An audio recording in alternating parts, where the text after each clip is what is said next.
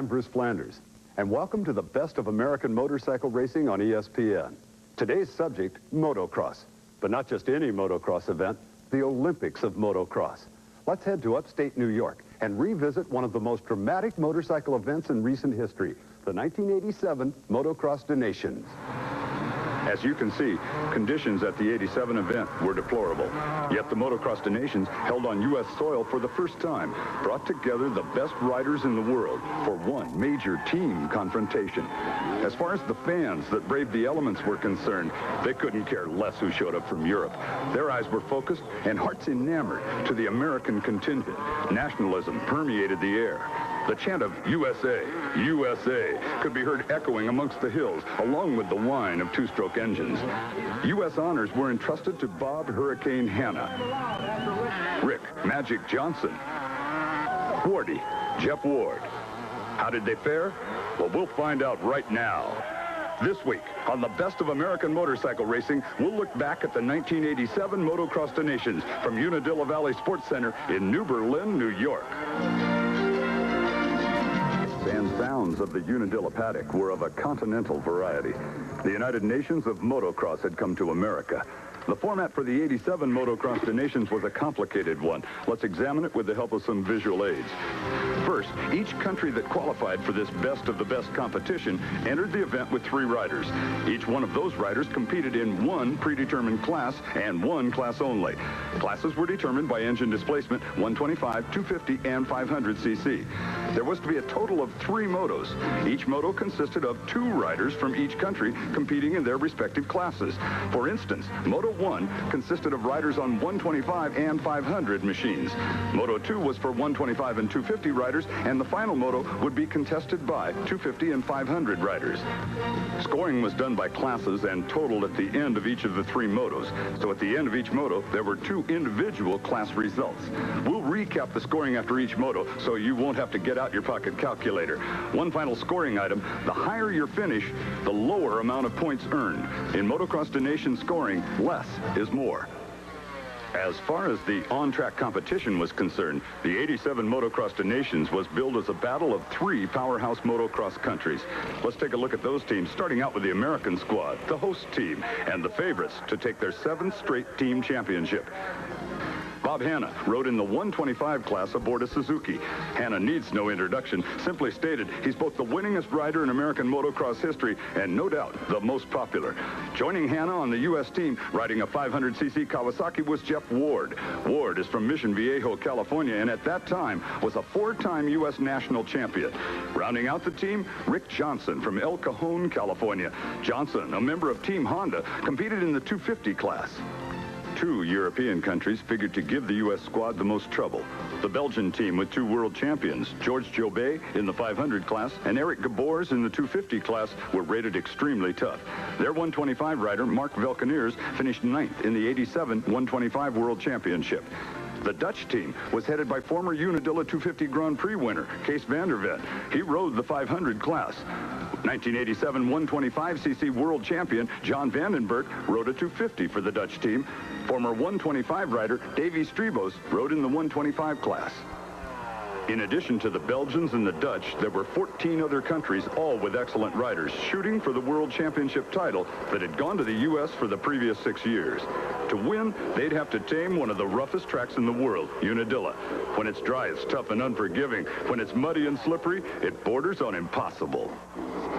The first moto was for 125s and 500s. The 250 riders watched this one from the sidelines. The gate drops. The 41st annual Motocross des Nations, the World Team Championship of Motocross, was underway on a muddy, slippery Unadilla track. Before things could get sorted out, there was a pileup in the first corner. The mud had already taken its first victims. Hanna on the 125 and Ward on the 500 snuck through on the inside and barely avoided the carnage. Number 10, Kurt Lundqvist from Finland on a 500 was the early leader. He was followed by number 43, Kees van der Vet, also on a 500.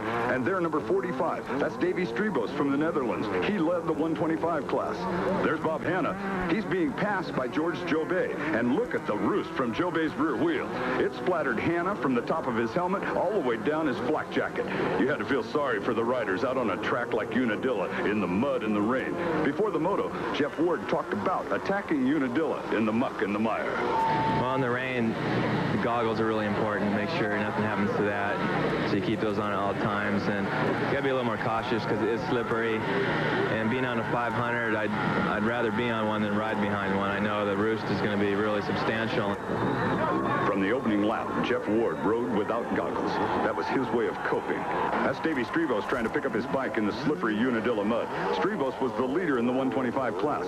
That spill by the Dutchman really jumbled up the standings. As a result, the new 125 class leader was Frenchman Jean-Michel Bale. Five-time 500cc world champion Roger DeCoster, now team manager for the U.S. squad, thinks Bale will someday be #1 in the world. Time will tell.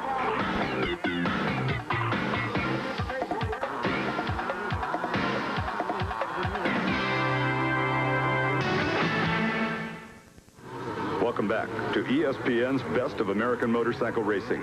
If you've just joined us, this is not Mudbug Racing. You're watching the final laps of the first of 3 motos at the 1987 Motocross des Nations. You know, the Motocross des Nations has been going on for 43 years. It's acknowledged as the Olympics of motocross. Each event is remembered for the performers and the performances. Let's take this opportunity to look back at the 1985 event. That year was significant because it marked the first time for the 3-moto format. We begin our flashback into history with 5-time world champion Roger DeCoster giving us his interpretation of the new format. Well, the new format is 3 riders per country, riding each in a different class, a 125, and 250, and a 500. And the scoring is done individually. In each class is scored individually. A rider could be, for example, in 4th place on a 125, and he still could score for 1st place for his class. And then they make the best, they take the best 6 results out of the 9 heats. Geldorf, West Germany, served as host country to the new 3-moto format event. A huge crowd of European enthusiasts turned out for the festivities, including a large contingent of American supporters. They all came to see if the Americans could make it 5 in a row. Riding for the U.S. were Team Honda's Ron Lachine on a 125, Team Kawasaki's Jeff Ward on a 250, and Team Honda's David Bailey on a 500cc machine. As was expected, when the gate dropped, in all 3 motos, the big bore 500s stormed to the front, followed by a mixture of 250s and 125s. In the first moto, Ron Lachine, #3, suffered a horrible start, but still managed to work his way up to 12th overall and 3rd in the 125 class. In motos 2 and 3, Lachine got good hole shots and finished 1st in class on his 125. His best overall finish was an incredible 4th in the 3rd moto. In the 250 class, it was all rider #2, Jeff Ward. The Kawasaki rider won the class in all 3 motos. His overall finishes were 5th in moto #1 and 3rd in motos 2 and 3. The 500 class provided the stiffest competition, with newly crowned 500cc world champion David Thorpe of Great Britain taking the wins in motos 1 and 3. He finished 2nd in moto #2. David Bailey, the U.S. 500 entry, settled for a 2nd in moto #1, 4th in moto #2, and 6th in moto #3. With 3 motos and 3 classes all mixed together, scoring and keeping track of team points was a nightmare. Regardless, when the last checkered flag was thrown, the U.S. team came out on top. The new format was heralded as a huge success by all. Despite the new format, though, it was clear we were deeply embedded in the era of U.S. domination. We're back to the year 1987, the Motocross des Nations' first visit to the U.S.A. We're on the final lap of Moto #1. Rider #3, American Bob Hanna, is currently running 4th in the 125 class. Now, 4th place under normal circumstances is not too shabby, but this was team competition, and the teams from Belgium and the Netherlands were putting it all together. Dutch rider Kees van der Ven was leading until he was passed by Belgium's 500cc world champion, George Jobé. Jeff Ward, the American entry in the 500 class, was inside of the leaders and was holding down the #3 position. Unfortunately, the laps wore down, and he could not improve upon his position. Belgian rider George Jobé crossed the finish line with Kees van der Ven, the Dutch rider, in tow. Finishing 3rd in the first moto was American Jeff Ward. Checking the results for Moto 1, George Jobé, the 500cc world champion, was the winner, followed by Kees van der Ven in 2nd. Ward, with a tremendous effort from the middle of the pack, finished 3rd. In the 125 class, the prediction of a 3-way championship battle between the U.S., Belgium, and the Netherlands was right on. Jean-Michel Bale from France took the #1 spot. But look at the next 3 positions: Holland, Belgium, and the USA. In team scoring after the first moto, Belgium with a first and a third, and the Netherlands with a pair of seconds were tied for the lead. The U.S. squad with a third and a fourth were within striking distance, but would have to improve on their finishing positions in the next 2 motos.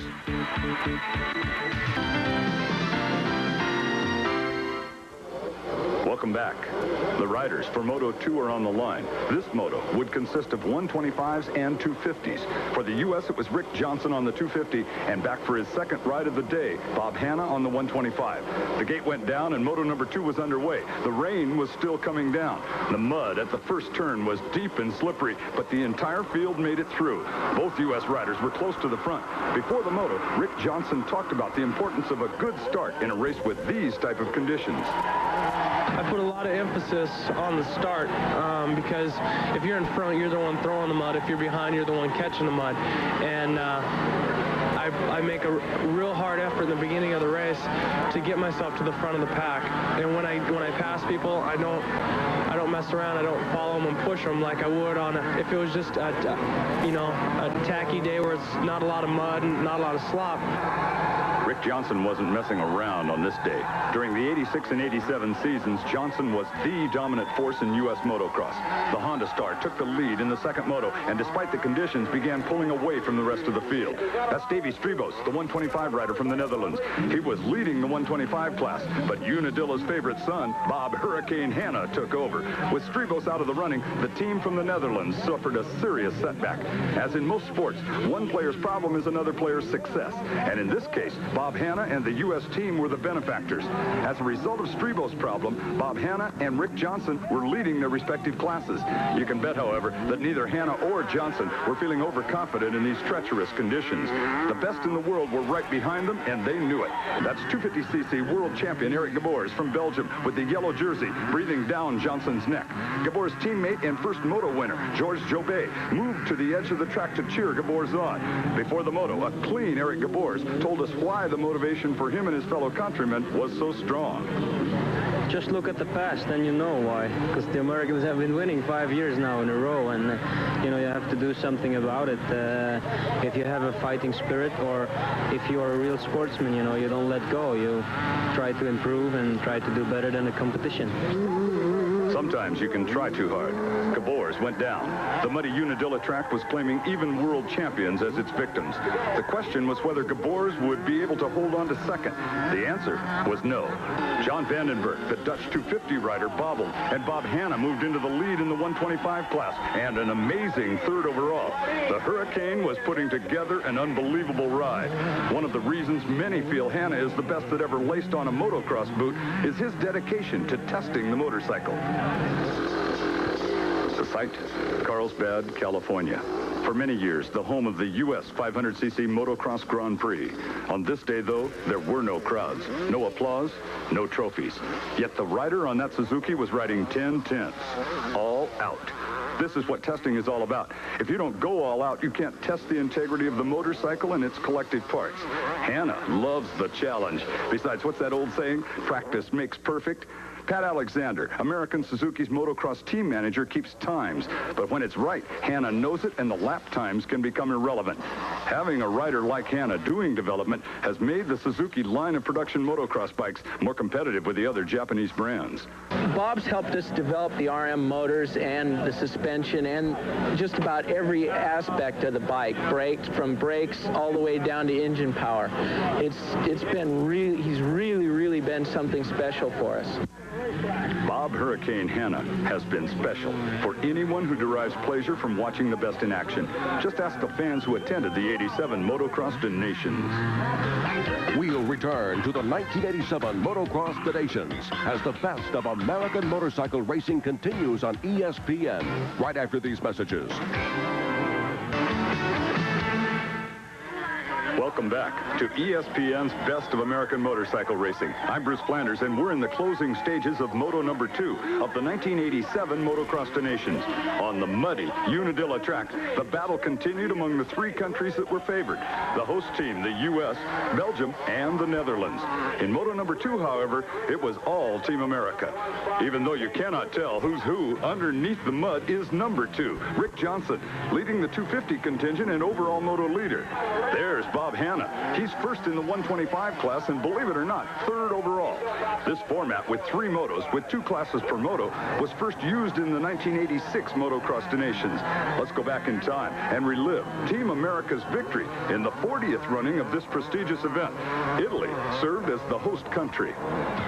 Although it cannot be proven, it's generally accepted that the change in format in 85 and 86 was an attempt to nullify the American dominance. It was felt by many that the European strength in the 125 class, combined with a break or 2 in the 250 and 500 classes, could possibly halt the U.S. win streak. Riding for the U.S. was David Bailey on the right, Rick Johnson in the center, and their Honda teammate, Johnny O'Mara. In the first moto, the 125s would run with the 250s. The 48-rider field dictated a 2-row start, with team members lined up one behind the other. The Americans, with O'Mara in the front, were on the extreme right of your screen. O'Mara on the 125 gated perfectly and immediately made room for Johnson on the faster 250. With a thank you very much, Johnson blasted into the corner number 1 with O'Mara on his rear wheel. When the dust had cleared and the front runners had sorted themselves out, Johnson, number 2, was in 2nd, and number 3, O'Mara on the 125, was in 4th. But not for long. Within 2 laps, the Americans were in 1st and 2nd. They took control of the race and held it. The rout had begun. For the second moto, O'Mara would start behind number 1, David Bailey, who was riding a 500. In the group were no less than 5 world champions, with a combined total of 10 world championship titles. David Bailey was first off the line, with O'Mara close to mid-pack. The 125s were no match for the powerful 500s, or were they? Bailey quickly opened up a big lead over the rest of the field. Behind him, though, a battle was shaping up. Number 42, David Thorpe, was in 2nd, and number 10, George Jobet, in 3rd. In 4th, and how he got there no one knows, was the O-Show in his 125. Finally, the pressure of the battle took its toll. Belgium's 2-time world champion Jobet went down. O'Mara sailed by into 3rd. For the next several laps, O'Mara hounded Thorpe. With just 3 laps remaining, he passed the Englishman, and once again, American riders were in 1st and 2nd. Bailey won the moto, but it was Johnny O'Mara on his little 125 that stole the show. The rout was well underway. The third moto was for 500s and 250s. Bailey started in front with Johnson behind him. Both riders narrowly avoided a first corner pileup, but after that it was clear sailing. Bailey took the lead and left the rest of the field in his dust. By lap 5, Johnson had moved to 2nd, and that was that. On the last lap, Bailey waited for Johnson. They crossed the finish line together, and the rout was completed. Even the European rules makers couldn't hold back the American juggernaut.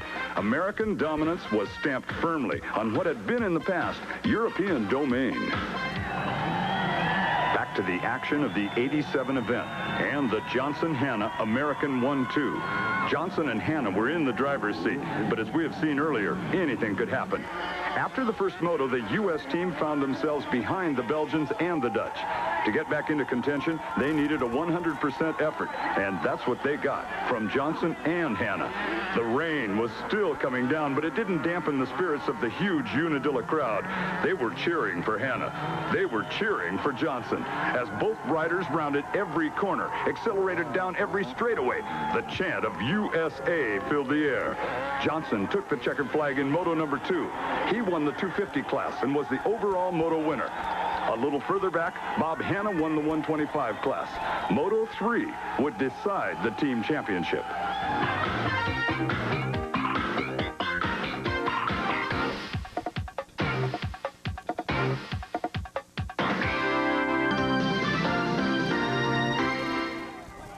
Moto 2 was over, but down on the track, a muddy Bob Hanna was mobbed by the Unadilla faithful. The chant was Hanna, Hanna. The ride by Hanna on a 125 in the mud was one of the greatest exhibitions in motocross history. He bested the majority of the world's best on a machine only half the displacement of his rivals. Truly amazing.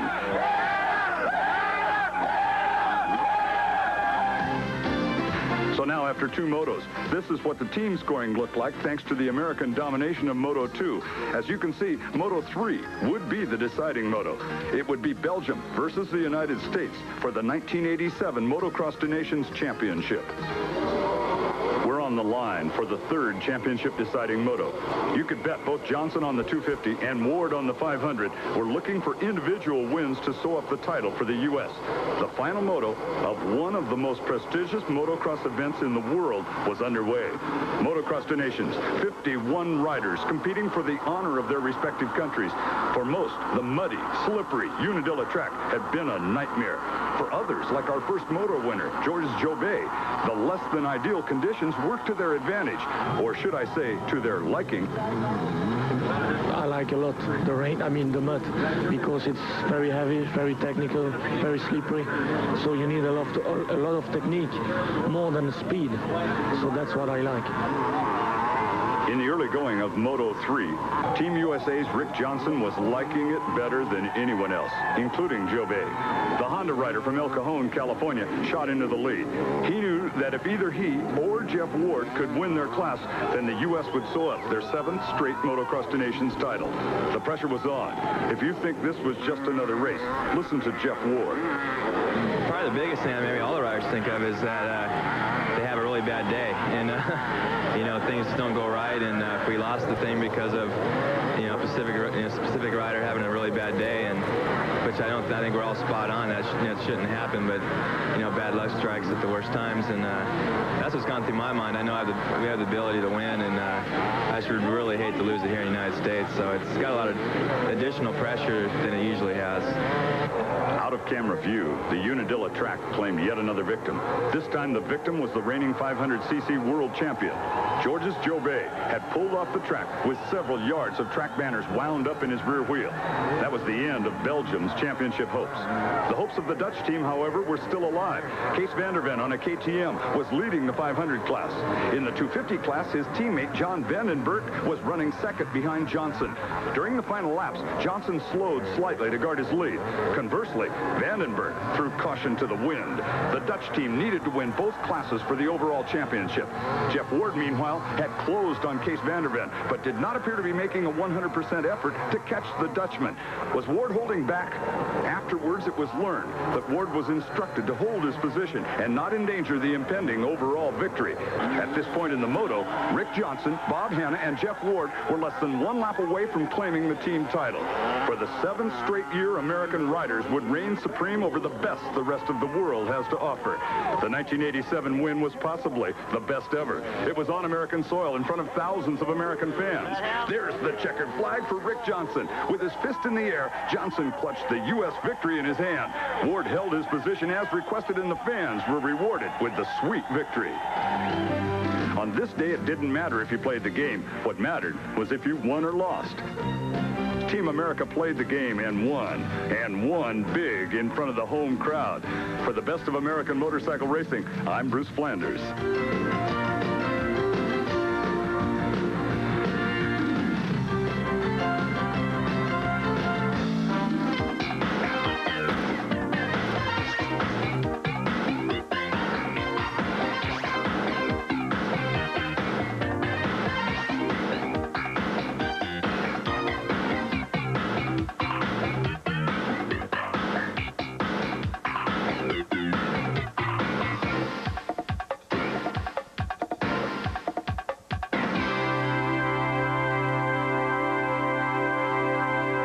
Hello, I'm Bruce Flanders, and welcome to the best of American motorcycle racing on ESPN.